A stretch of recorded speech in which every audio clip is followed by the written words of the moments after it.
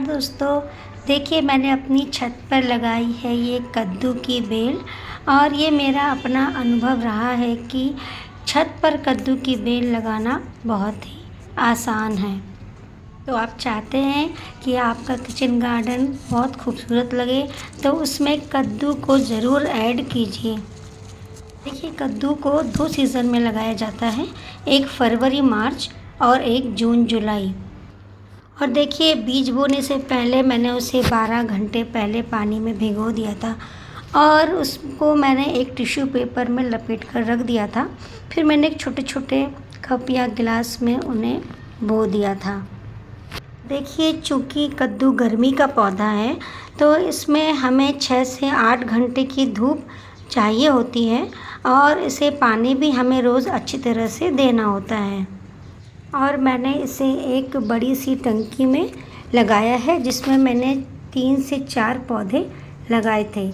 आप चाहें तो इसमें 18 से 24 इंच तक का ग्रो बैग में आप इसे लगा सकते हैं। और जहाँ तक मिट्टी की बात है तो मैंने इसमें मिट्टी के साथ कोकोपीट, वर्मी कंपोस्ट या गोबर खाद, नीम की खली, सूखी पत्तियाँ, ट्राइकोडर्मा और थोड़ी सी राख मिलाई थी। और देखिए कद्दू की बेल जब एक बार ग्रोथ ले लेती है तो वो बहुत तेज़ी से आगे बढ़ती है और उसमें छोटे छोटे कद्दू भी आने लगते हैं। और खाद के लिए मैंने इसमें लगभग ह्यूमिक एसिड का घोल 2 बार दिया है और मैंने उपले या कंडे और वर्मी कंपोस्ट, राख और छाछ मिलाकर मैंने लिक्विड खाद भी दी है। और मैंने उस लिक्विड खाद में मैंने सीवीड भी डाला था और साथ में मैंने नीम की खली भी डाली थी। और देखिए यही लिक्विड खाद मैंने अपने पौधों को दी है और चूँकि गर्मी में मैं लिक्विड खाद ही पौधों को देती हूँ। और देखिए जैसे कि हम बागवानी छत पर करते हैं लिमिटेड कंटेनर के साथ, लिमिटेड मिट्टी के साथ, तो हम बहुत अधिक फलों की अपेक्षा नहीं रख सकते। तो हमें जितने भी फल मिलते हैं तो वो ये होता है कि वो ऑर्गेनिक होते हैं और सभी फल नहीं बढ़ पाते हैं, वो कुछ ही फल स्वस्थ तरीके से आगे बढ़ पाते हैं, इसलिए हमें कुछ ही फल मिलते हैं। और देखिए इसमें हैंड पॉलिनेशन बहुत ज़रूरी होता है क्योंकि हम छत पर बागवानी करते हैं। तो ये पॉलिनेशन की जो क्रिया है ये आप सुबह सुबह करिए। सुबह सुबह फूल अच्छे से खिले हुए होते हैं और जैसे कि मेल फ्लावर के पीछे एक पतली डंडी होती है जिसमें अंदर पराग के कण होते हैं और जो फीमेल फ्लावर होता है उसके पीछे एक छोटा सा कद्दू लगा होता है। क्योंकि सबको पता है और इसकी पहचान बहुत आसानी से की जा सकती है। तो सुबह सुबह करना चाहिए पॉलिनेशन का काम और हमें मेल फ्लावर के पराग कणों को लेकर फीमेल फ्लावर के सेंटर पार्ट में थोड़ा सा हल्का सा रब कर देना चाहिए। और पॉलिनेशन के बाद जब जो फल है वो बढ़ने लग जाए और फूल उसका सूख कर झड़ जाए तो समझ जाइए कि हमारी पॉलिनेशन जो है, हमने जो परागण किया है वह सफल हुआ है। और ये परागण की जो क्रिया होती है ये आप ब्रश की सहायता से भी कर सकते हैं।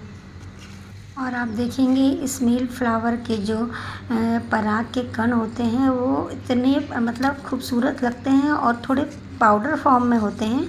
और आप जब सुबह सुबह छत पर आते हैं और नज़ारा देखते हैं इस बेल का तो इतना मन प्रसन्न हो जाता है। आप करके देखिएगा, कद्दू की बेल आपके किचन गार्डन में कितनी रौनक बिखेरती है।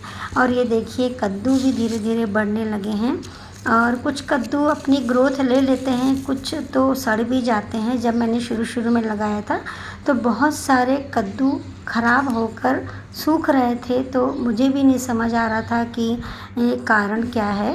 पर देखिए कुछ कद्दू ग्रोथ ले लेते हैं और कुछ देखिए ये वाला कद्दू है ये उतना बढ़ नहीं रहा था तो मैंने इसको आज मैंने तोड़ ही लिया। और देखिए स्वाद इनका इतना बढ़िया रहता है। जब आप घर में कोई सब्ज़ी उगाते हैं तो आप देखिएगा बाज़ार की सब्ज़ी और इस सब्ज़ी में फ़र्क आप देखिएगा। और देखिए मेरे कंटेनर में मेरा जो टंकी है इसमें देखिए 5 से 6 कद्दू अभी लगे हुए हैं और धीरे धीरे वो बढ़ रहे हैं। वो थोड़े से हैवी फीडर होते हैं और उन्हें खाद की ज़रूरत थोड़ी ज़्यादा होती है, तो खाद और पानी का विशेष ध्यान रखना पड़ता है। और देखिए ये ग्रीन कलर का कद्दू, तो पैकेट में तो मेरे मिक्स मतलब बीज ही थे, पर 2 टाइप के कद्दू के बीज निकले, एक ग्रीन और देखिए एक लाइट ग्रीन जैसा है। और ये देखिए कुछ दिनों बाद मैं आपको हार्वेस्टिंग दिखा रही हूँ। तो देखिए वही कद्दू है जो बड़ा हो गया है और देखिए आज मैंने इसकी हार्वेस्टिंग की है और कितना सुंदर लग रहा है ये कद्दू। और देखिए जब हम अपने हाथ से अपनी मेहनत से सब्जियां उगाते हैं तो उसकी खुशी और उसका आनंद अलग ही होता है। और ये देखिए मैं आपको काट के दिखाती हूँ कितना सॉफ्ट है ये, और बनने के बाद तो इतना सॉफ्ट था और इतना स्वादिष्ट था। और ये ऑर्गेनिक तरीके से उगाया गया है। मैंने इसमें सिर्फ नीम ऑयल का ही स्प्रे किया है, उसके अलावा मैंने इसमें कोई भी केमिकल्स या कुछ भी यूज़ नहीं किया है। और ये देखिए कितना सुंदर दिख रहा है ये कद्दू, तो आप भी अपने छत पर ज़रूर लगाइए कद्दू।